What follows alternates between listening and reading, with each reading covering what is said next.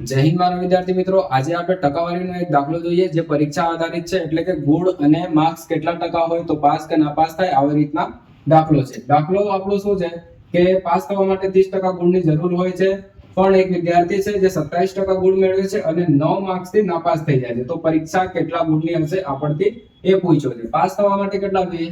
30%.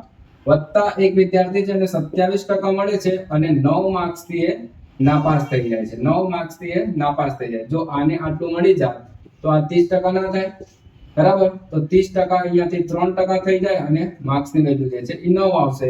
અહીંયાથી 100% ગુણીએ આપણે તો 9/3% * 100%, એટલે કે 3/9 અને આ પર્સન્ટેજ કેન્સલ. 300 માર્ક્સની પરીક્ષા હતી.